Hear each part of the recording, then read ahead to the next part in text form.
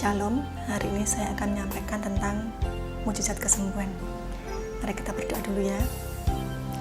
Syukur bagimu Tuhan, berkaryalah Roh Kudus menjamah setiap hati dan pikiran kami yang mendengarkan firman-Mu. Kuasa darah Yesus yang menutup bungkus dan melindungi. Di dalam nama Yesus Kristus, amin. Sekitar awal Oktober 2021, saya mengikuti 2 ibadah online yang berbeda, dan 2 hamba Tuhan dari kedua ibadah tersebut menengging-nengging waktu berdoa. Waktu itu saya yang sedang batuk, semakin batuk-batuk. Malam itu juga saya ke klinik bagian THT. Seingat saya 2 kali diberi obat dan dipesan kalau minum obat ini belum sembuh segera dibawa ke bagian paru. Sekitar akhir Oktober 2021 saya ke RS bagian paru. Sekitar awal November 2021 saya menghadiri sebuah acara KKR di Solo. Ketika pujian yang sebelumnya punggung saya terasa panas di bagian tengah ke bawah, saat itu saya merasakan punggung saya terasa panas di bagian tengah ke atas. Jadi saya merasakan punggung saya terasa panas sudah rata, dan saya tangkap kesembuhan dan pemulihan yang sempurna oleh api Tuhan, api Roh Kudus. Sekitar awal menuju pertengahan November 2021 saya melakukan paru CT scan non kontras, dan sambil menunggu antreannya saya mendengarkan lagu sambil memuji Tuhan. Hasilnya keluar, saya didiagnosa TB paru yang sangat ringan dan TBK lancar, dan diperkirakan saya akan jalani pengobatan selama 9 bulan. Ketika didiagnosa, masih di ruangan itu, saya sangat menahan air mata saya karena satu hal yang saya pikirkan saat itu, saya harus minum obat. Bagaimana nanti dengan salah satu kegiatan yang berhubungan dengan bidang kerohanian. Pertengahan November 2021 saya mulai menjalani pengobatan, dan puji Tuhan tidak ada efek samping apapun. Desember 2021 suatu sore perut mama saya sakit, kemungkinan karena keracunan makanan. Minum obat 1 kali malah muntah-muntah. Lalu perut sakit lagi sampai jam 3 pagi baru bisa tidur dan tidak minum obat lagi. Jam 7 pagi bangun, tidak merasakan apa-apa, sudah sehat seperti biasa. Puji Tuhan, mama saya juga menerima mujizat kesembuhan. Awal Januari 2022, tiba-tiba saya batuk-batuk berdahak, darah saya keluar dan hasilnya negatif. Sebelum itu, saya belum melakukan pemeriksaan dahak karena batuk saya tidak berdahak. Entah kenapa waktu itu saya berdoa kepada Tuhan, meminta dan memperkatakan dahak saya sudah hilang. Ternyata ada perbedaan ukuran dan jumlah obat jika belum dan jika sudah melakukan pemeriksaan dahak. Tapi saya lebih memilih untuk meminum obat dalam jumlah yang lebih banyak, tapi bukan karena ukurannya lebih kecil. Dan Tuhan mendengar doa saya. Pertengahan Januari 2022, puji Tuhan, paru-paru saya telah dinyatakan baik dan kondisi saya membaik. Sekitar pertengahan menuju akhir Januari 2022, saya mendapat penglihatan dalam mimpi yang hikmatnya ada yang sakit dalam sebuah acara yang kami diundang. Kami memutuskan untuk tidak menghadiri acara tersebut, dan memang benar kami mendapat kabar kalau ada yang sakit dalam acara tersebut. Puji Tuhan, Roh Kudus sudah memberitahu terlebih dahulu. 7 April 2022, sebelum berangkat kontrol, saya melakukan perjamuan kudus, dan saya mendapatkan ayat, sembuhkanlah aku ya Tuhan, maka aku sembuh. Yeremia 17 ayat 14a. Dan tepat di hari ulang tahun saya dinyatakan sembuh. Puji Tuhan. Setelah pulang dari kontrol, sudah tengah hari, jalanan juga macet tidak seperti biasanya, dan ada hal-hal yang harus kami urus secara mendadak pada hari itu juga. Siang itu juga tiba-tiba mendung gelap, padahal kami ada acara makan bersama. Kemudian saya berdoa, mama berdoa, yang intinya doa kami sama, jangan hujan Tuhan. Dan Tuhan dengar doa kami dan tidak hujan sama sekali. Jadi sungguh mujizat Tuhan. Saya hanya menjalani pengobatan selama 6 bulan dari waktu perkiraan 9 bulan. Dan saya juga sudah diberi penglihatan dalam mimpi siapa yang menangani saya dalam hal medis, dan saya sembuh. Nah, sekarang mari kita lihat ketika Yesus mengadakan mukjizat kesembuhan.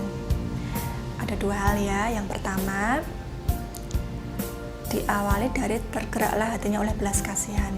Dan yang kedua, melakukannya dengan kasih. Yang pertama, diawali dari tergeraklah hatinya oleh belas kasihan. Mari kita lihat dalam salah satu kisah ketika Yesus mengadakan mukjizat kesembuhan. Ketika Yesus menyembuhkan 2 orang buta dalam Matius pasal yang ke-20 ayat yang ke-29 sampai ke-34. Ketika itu kerumunan di jalan, orang banyak berbondong-bondong mengikuti Yesus. Ada 2 orang buta berteriak, "Tuhan, kasihanilah aku." Tapi orang banyak itu menegur mereka supaya diam. Dan 2 orang buta itu berteriak lagi, "Tuhan, kasihanilah aku." Lalu apa yang dilakukan Yesus? Yesus berhenti dan memanggil mereka dan berkata, "Apa yang kamu kehendaki supaya aku perbuat bagimu?" Nah, mereka menjawab, "Celikkanlah mata kami ya Tuhan." Dan tergeraklah hati Yesus oleh belas kasihan, lalu ia menjamah mata mereka dan seketika itu juga mereka dapat melihat. Jadi Yesus menyembuhkan mata mereka karena tergerak oleh belas kasihan. Ada cinta kasih yang tulus dalam Yesus, bukan karena agamawi melakukan perbuatan baik supaya dilihat orang, dipuji orang.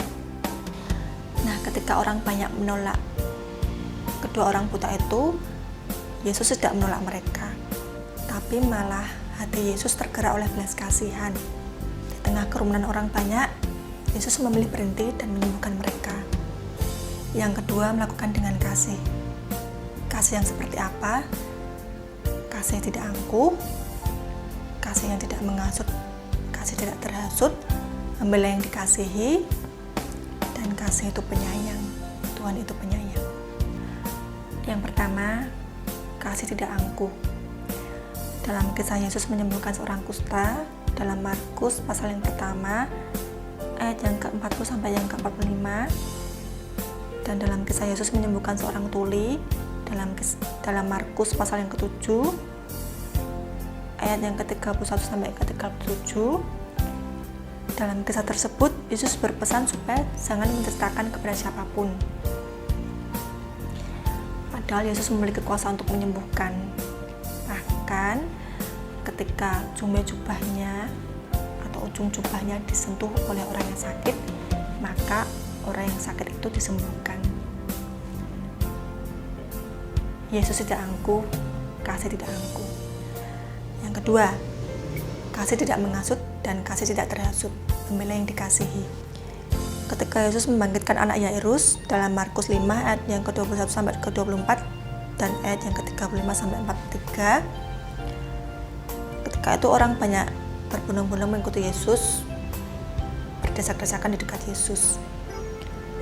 Nah, di tengah perjalanan menuju rumah Yairus, seseorang dari keluarga Yairus berkata, "Anakmu sudah mati, apa perlunya lagi kamu menyusah-nyusahkan guru?" G huruf besar ya, yaitu Yesus. Nah, di sini pihak keluarga yang sakit malah melemahkan, bukan malah menguatkan. Nah, tapi Yesus tidak menghiraukan mereka. Malahan Yesus tidak memperbolehkan seorang pun ikut kecuali Petrus, Yakobus, dan Yohanes. Nah, di sini kasih tidak terhasut dan Yesus tetap membela Yairus. Ketika itu orang-orang di rumah Yairus ribut, menangis, dan meratap. Yesus berkata, "Anak ini tidak mati tapi tidur." Tapi mereka semua malah menertawakannya. Lalu diusirlah mereka semua, dibawanyalah ayah dan ibu anak itu masuk ke kamar anak itu. Dipegangnya tangan anak itu sembari berkata, "Talita kum," yang artinya, "Hai anak, aku berkata kepadamu, bangunlah." Seketika itu juga anak itu yang berumur 12 tahun bangkit dan berdiri dan berjalan. Dan semua orang yang hadir sangat takjub dengan kekaguman yang sangat besar. Kemudian yang ketiga, kasih itu penyayang, Tuhan itu penyayang. Masih pada kisah anak Yairus tadi ya. ketika Yesus mengusir mereka semua, tadi sudah saya sebutkan ya, Yesus mengajak ayah dan ibu dari anak itu untuk masuk ke kamar anak itu. Lalu apa yang dilakukan Yesus? Dalam Markus 5 ayat 41 dikatakan, dipegangi tangan anak itu sembari berkata, Talita kum. Jadi ketika tidak banyak orang melihat pun, Tuhan tetaplah penyayang, karena Tuhan itu penyayang. Nah, ketika Yesus melakukan pekerjaannya yang murni dalam kasih, masih dituding menggunakan kuasa penghulu dalam Matius pasal yang ke-12 ayat yang ke-22 sampai ke-37, mencemooh perkara-perkara Tuhan. Nah, dalam Mazmur 1 ayat 1 dikatakan, ini sudah saya sampaikan di video sebelumnya di Mazmur 1 ayat 1 ya. Alangkah bahagianya orang yang tidak mendengarkan nasihat orang jahat dan tidak bergaul dengan yang mencemoohkan perkara-perkara Tuhan. Dalam Amsal 12 ayat 6 dikatakan, orang jahat memfitnah.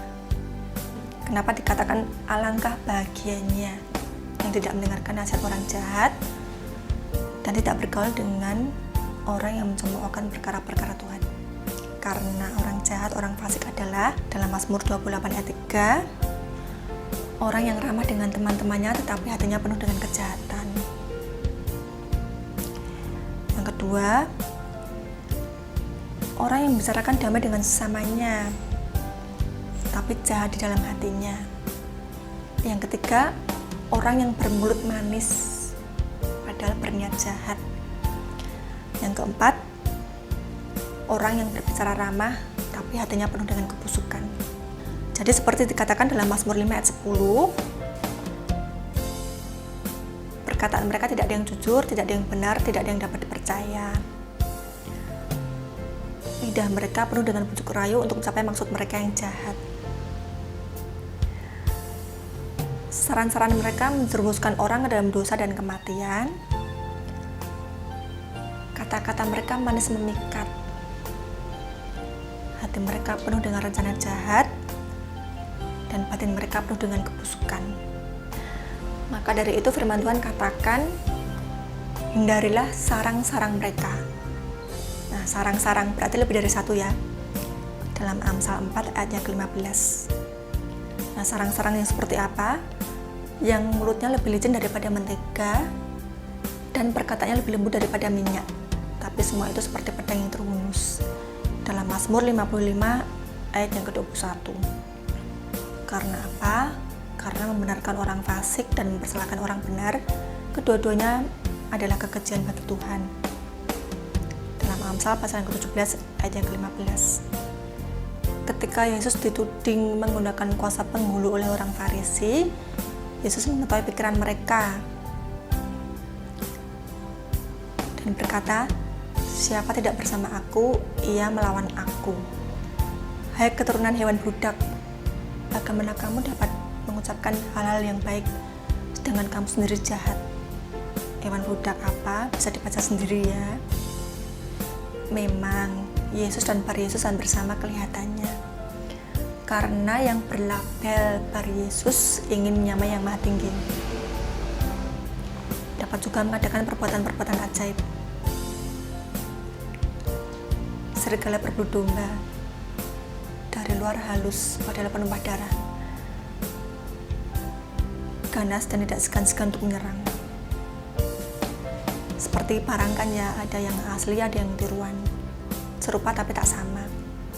Lain halnya kalau barang asli dan palsu, dapat dengan mudah dibedakan dan dapat dengan langsung dibedakan. Nah, mengenai terang yang sesungguhnya dan terang palsu sudah saya sampaikan pada video sebelumnya dengan judul tersebut ya. Yesus adalah terang yang sesungguhnya, jalan dan kebenaran dan hidup, Yohanes 14 ayat yang ke-6, dan juru selamat dunia dalam Yohanes 3 ayat yang ke-16 dan Yesaya 43 ayat yang ke-11. Nah, kalau Bar Yesus adalah terang palsu, seorang tukang sihir dan nabi palsu yang penuh dengan rupa-rupa tipu muslihat dan kejahatan, musuh dari segala kebenaran.